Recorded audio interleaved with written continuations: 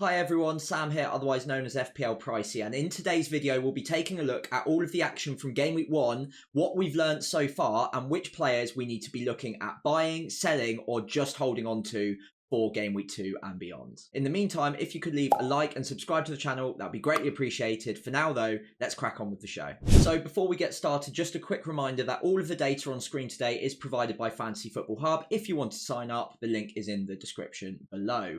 In the meantime though, let's start off with a player I was really excited about going into Game Week 1, and in the opening 45 minutes at least against Everton, he looked absolutely phenomenal. At 5.5 million, Minteh came into the league with a lot of promise, obviously signed from Newcastle after being off on loan at Feyenoord last season.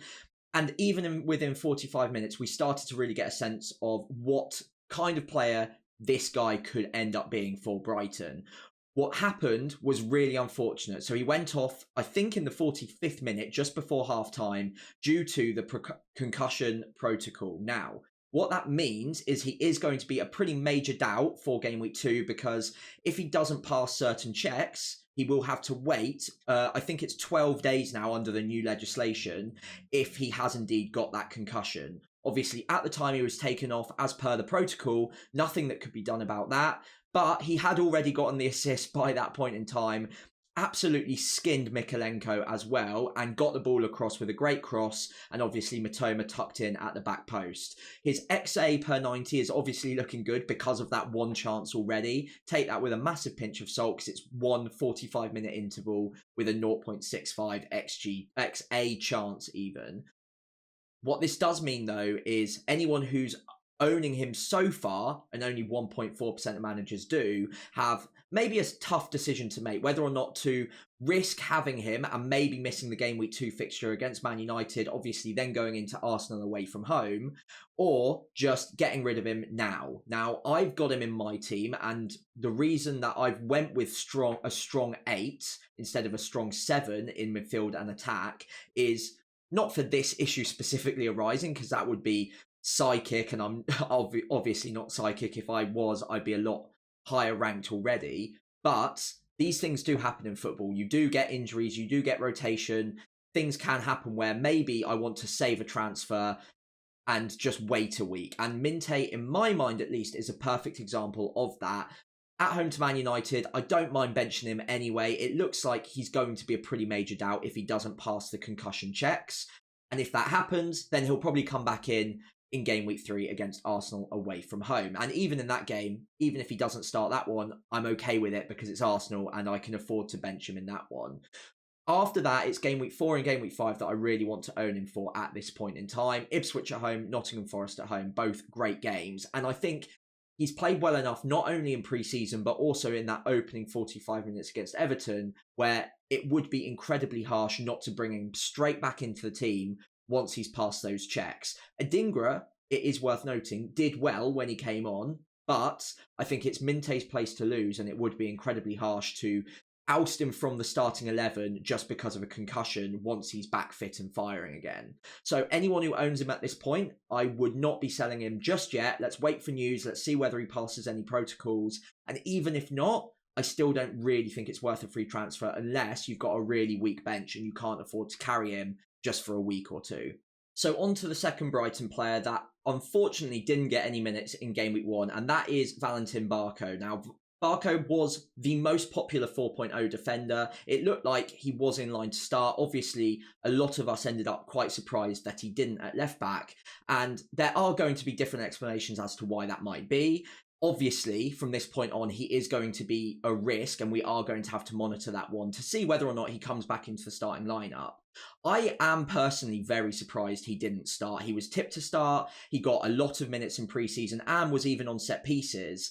And in my personal opinion, you don't put a player on set pieces and train them so hard if you're not planning on giving them regular minutes in the Premier League. It just doesn't make that much sense to me. However, it is now one to monitor. He didn't get any minutes, not even off the bench in Game Week 1, which again is another signal to me, and this might be speculative at this point, but he did have a little bit of an injury doubt a couple of weeks ago going into one of the preseason friendlies. And I just wonder if he hasn't quite recovered from that and he wasn't risked in game week 1 due to that. Now, we haven't got any quotes from Havertz just yet on Barco specifically, but what would be really interesting this week is to see whether or not he turns up in the training pictures, whether or not he is being talked about in the press conferences. And also, because Brighton kick off fairly early on the Saturday, we can have a look and see whether we get any sort of early team leaks or maybe pictures of them turning up at the ground, whether or not Barco looks in line to start against Man United. I think if he also doesn't start at home to United, then it is looking pretty bad in terms of Barco's minutes going forward. For the time being, though, in most sides, including my own, he's going to be fourth or fifth defender, more likely fifth, and also probably last on your bench most weeks. Now, if you've gone really light in defence and you're starting Barco week in, week out, and you have to start him, then I'd say that's cause to be much more concerned.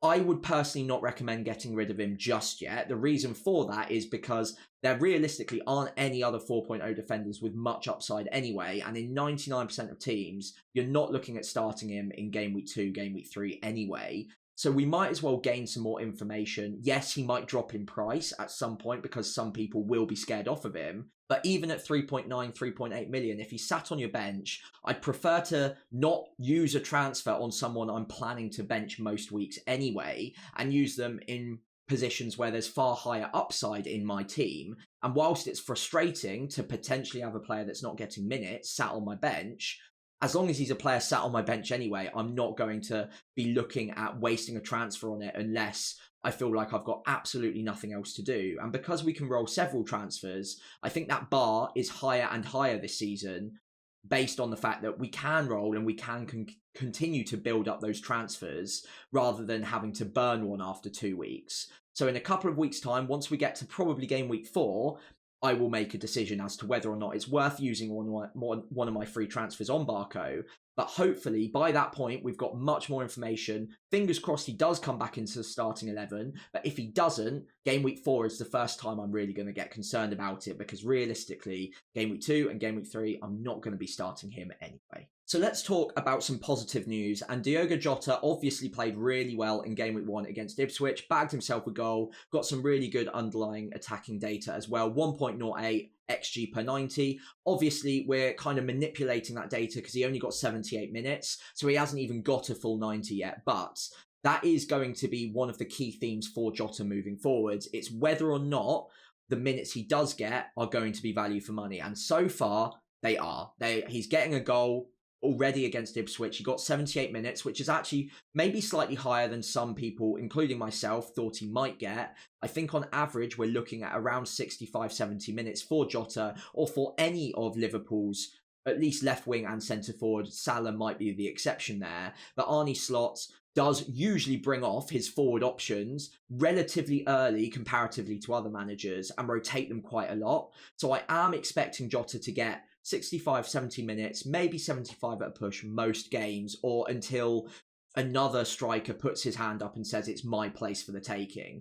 It's very encouraging from the off for Jota owners though, and it's maybe even quite encouraging for those looking to buy him at this point, because realistically we've got 5 good games ahead of us for Liverpool attackers and Liverpool owners. So Brentford next up looks decent, United away from home, Forest and Bournemouth both at home. So again, 3 home games in the next 4, and then Wolves in game week 6 as well. It's looking like a good bank of fixtures, and I would now at this point be quite surprised to see Jota come out of the starting 11 at least until after the international break, because he's had much more of a preseason than Gakpo or Darwin, and he's also playing well. So why on earth would you oust him from the starting 11, barring him playing really poorly against Brentford, which honestly at this point looks pretty unlikely. At 7.5 million, even if he's getting 70 minutes a match, I still think it's going to be good value for money. He's relatively differential at 16.9% ownership. So really, I can't really see a reason not to recommend him at this point, unless you're concerned with the longevity of the pick. If you're planning not wildcarding for the first 8, 9, 10 game weeks, then Jota becomes slightly riskier because you never know when they're going to mix it up, because at the end of the day, they've got some great forward options and Jota is one of them, but he's not the only one. So the other players will be vying for minutes and it might only take one bad game for Jota to come out of it. For now, though, he looks like a great pick, 7.5 million. He'll probably be 7.6, 7.7 by the time we get to game week 2 or game week 3. And it could be a bit of a bandwagon. So I really have nothing against anyone going for him from this point. Just be slightly wary of the expected minutes in the longer term. So we've talked about one Liverpool player in a very positive light. Let's talk about another in a slightly less positive light, and that is Quansah. Unfortunately, got hooked at half-time in game week 1 against Ipswich to the frustration of 6.2% of FPL managers out there, which doesn't seem like a lot, but he was being touted by a lot of the FPL community and engaged managers. So it is quite frustrating. He had been getting very good minutes in pre-season, and really, there was nothing to predict that he was going to get hooked so early on during Arne Slot's tenure. Now, Slot was really bullish and very open in the post-match press conference about why he took Quansah off. It wasn't an injury, unfortunately. It was a tactical thing. I say unfortunately for FPL managers, it's obviously good that Quansah wasn't injured. But from an FPL point of view, it's bad news because he was being hooked because of the performance level. And I think that makes it very, very unlikely that he plays game week 2 at home to Brentford. I would be quite surprised to see anything other than Konate and Van Dijk at centre-back in game week 2. Now, if you're a Quansah owner, I don't think all hope is lost because he had been playing well in pre-season. And up until 45 minutes into game week 1, he was the first pick alongside Van Dijk. So I don't think it's going to be as black and white, as cut and dry as Quansah is now the third choice centre-back. He might be able to fight his way back in, even in training this week, or maybe Slot gives him another opportunity to have another go against Brentford. But I think we can reliably say if he doesn't start against Brentford, it's probably not going to be a good choice, especially if you have him as one of your regular starting defenders. Even at 4.5 million, I think it's probably going to be time to get rid of him at this point. Arguably, you could even look at getting rid of him ahead of Brentford at home, but I think the fixture is decent enough, and it's also pretty unlikely that if he doesn't start, he gets on the pitch at any point anyway. I think it's worth probably holding on to him for 1 week, starting him in the hope that he does get minutes against Brentford and does start the game. And if, for whatever reason, he doesn't start the game, it's pretty unlikely he comes off the bench. And therefore, you get your fourth defender coming off the bench and getting minutes for you instead. That might not be the ideal defender this week, but I think it's worth it for the information, because if we've got a regular starting 4.5 million defender, you want to hold on to that. And even if he is a bit of a risk after game week 1, I'd probably take the chance, roll the dice on him starting in game week 2 in the hope that you don't need to waste a transfer on getting rid of him. So obviously it looks unlikely at this point that he will start, but given the nature of the role that Quansah plays at centre-back, more often than not, you won't see a substitution. So if he does start, you'd probably expect him to get good minutes in past 60 minutes, barring another poor defensive display like he did against Ipswich, in Arne Slot's opinion, or he's not going to come off the bench at all. And therefore, you can make a transfer ahead of game week 3, and you probably get someone else off the bench in game week 2 as well. So that would be my take on Quansah at the moment. Obviously, alarm bells are ringing, and rightfully so, but I would probably just hold on to him for 1 week and just take that chance on him getting the minutes this week against Brentford. So a player that's already putting his hand up to be one of the early bandwagons this season is Kai Havertz. Looked absolutely phenomenal in game week 1, goal and assist, and he's matched up his form from the end of last season as well. Obviously, got that number 9 role, made it his own at the back end of last season, and was one of the highest scoring players since the moment he took up that role from the back end. I think it was game week 27 to game week 38 last season. He's already started off on the front foot this year, looks absolutely fantastic in that number 9 role, links up really well with the 2 wide forwards, Saka, and in this case, Martinelli on the left. And the underlying data already looks pretty encouraging from game week 1, although as always, at this point in the season, let's not focus on that too much because it's very, very noisy data after just one game week. At 8 million, though, he looks like a player that's going to end up being very, very good value for money. And I can imagine him being a very popular buy by game week 6 when Arsenal get into a really good run of fixtures for 3 weeks on the bounce. Even before that, though, I still think there is a case to be built for having Kai Havertz in your side. And it's whether or not there's a good access route to get to him. If you've gone without Haaland, for instance, it's going to be very difficult to get to Haaland in game week 2 without taking multiple hits. But Kai Havertz might not be in your team at the moment, and he is a player that looks very significantly underpriced for the amount of attacking output he's able to provide us. 8 million, that's a whole 7 million cheaper than Haaland. And he's not going to cover him by any means, but you don't really need him to for that price. And if you're going with a front 3 or even a front 2, Isak alongside someone like Havertz could be a good way of tackling those Haaland owners, not just in game week 2, but beyond as well, for obviously 7 million less. The data's looking decent, but it looked incredibly decent last season and obviously got off to a really good start. Fantasy Football Hub are predicting over 26 points, in fact, nearly 27 points in the next 5 game weeks, even with 3 tough away games in there against Villa, Spurs and Man City. But those 2 home games in the next 5 look decent. And it is worth noting that whilst they're red on the ticker, Arsenal are one of the best 2 teams in the league right now, and you'd expect them to do well in pretty much any game week, even against the toughest of opposition. So Havertz has a good chance of scoring against anyone at the moment, and as we saw at the back end of last season, is very much capable of scoring in any game. I really like him as a pick. I wish I considered him slightly more going into game week 1, because that's one good fixture that's now been and gone.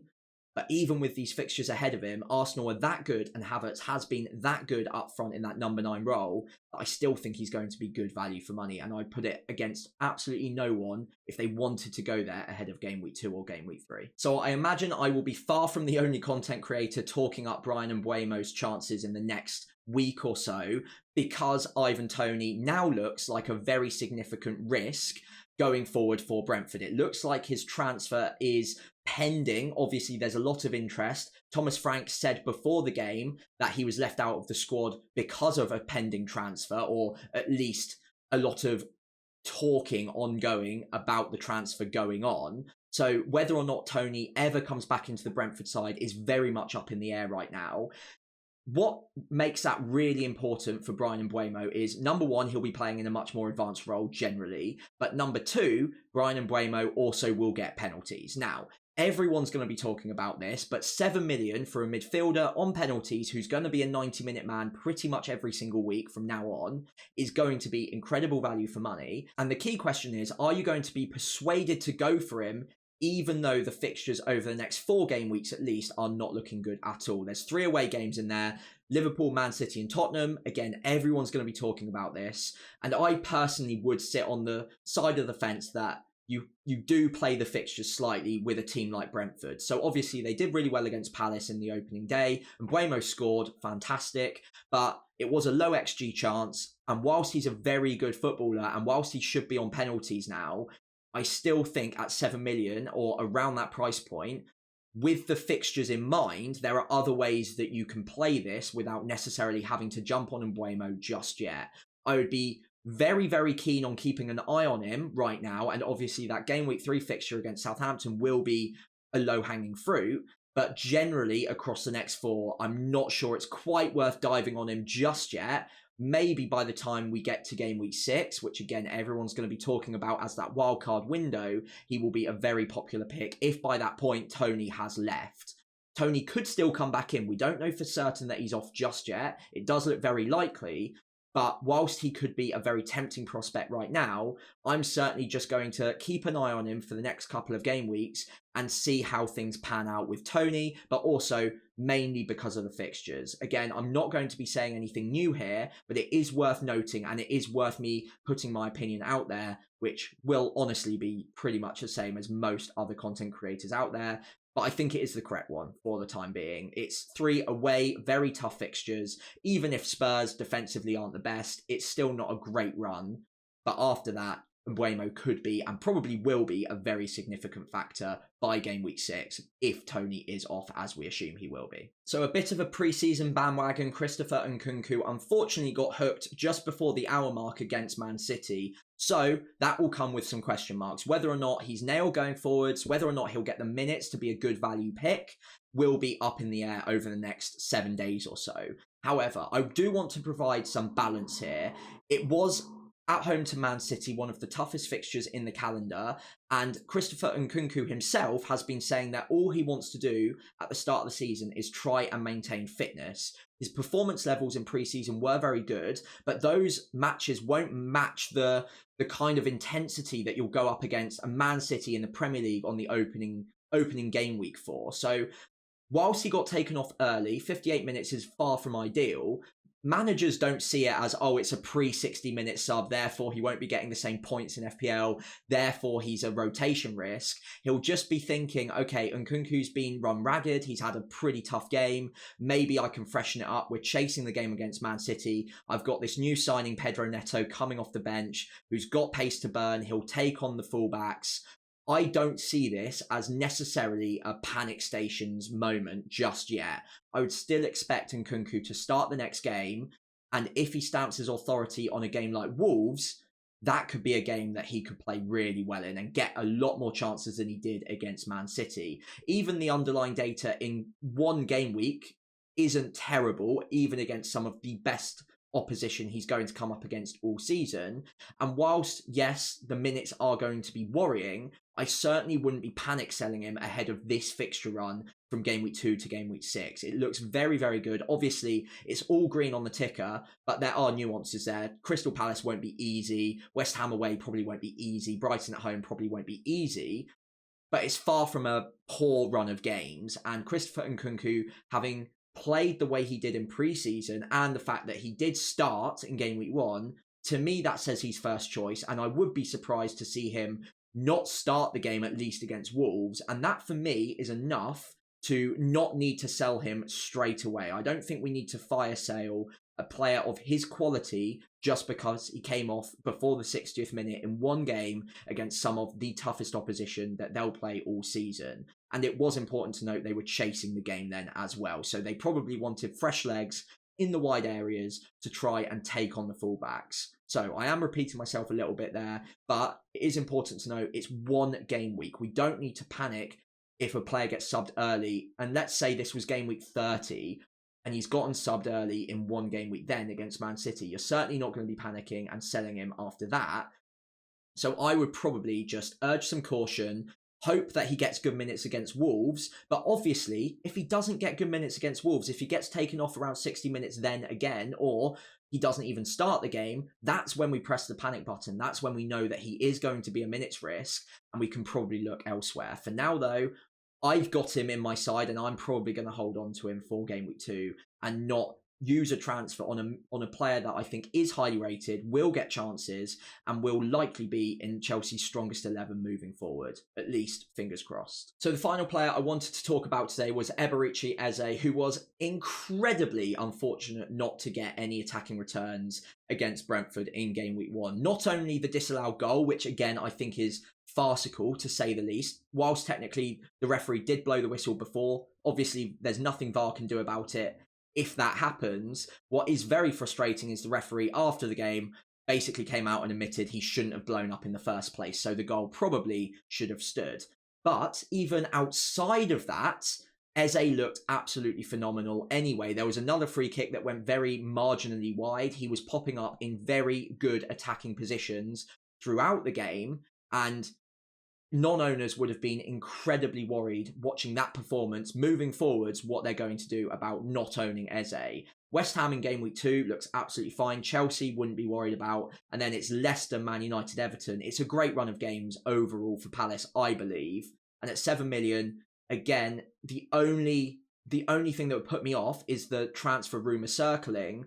However, by the time that you'll be watching this video, unless the transfer release clause has been activated overnight, the clause itself will have expired on the Sunday evening. So, unless a team wants to fork out a lot more money for him, I think it becomes a lot less likely that Eze is off in the summer, and therefore will be a nailed 90-minute man week in, week out for Crystal Palace in a very good team, in a team that I expect to keep creating chances, but importantly, the chances that they do create will probably either come through Eze or fall to Eze. So overall, I think he's a great buy this week. I would not be put off by the fact that he blanked in game week 1 whatsoever. I would say that moving forwards, he will be one of the best value pickups in the game. He's on a lot of set pieces, obviously has a lethal free kick in him, as we saw twice in game week 1, and the data already looks pretty encouraging too. So whilst it's very frustrating for owners, I would definitely not be looking to sell him, and non-owners, I'd probably be maybe keeping one eye on him, maybe from behind a sofa, because he has looked fantastic already, but have a plan maybe to get to him by game week 4 if you don't already have one. And with that, let's wrap up this game week 2 transfer tips video for now. It would be incredibly appreciated if you could leave a like and subscribe to the channel, but also let me know in the comments below who stood out to you as one of the more impressive picks in game week 1, who have you got your eye on, and who have you got in your team that you're already looking at getting rid of ahead of game week 2. In the meantime, tune back in ahead of Thursday, where I'll be running through my team selection ahead of game week 2, and I hope you've had a great start to the season in game week 1.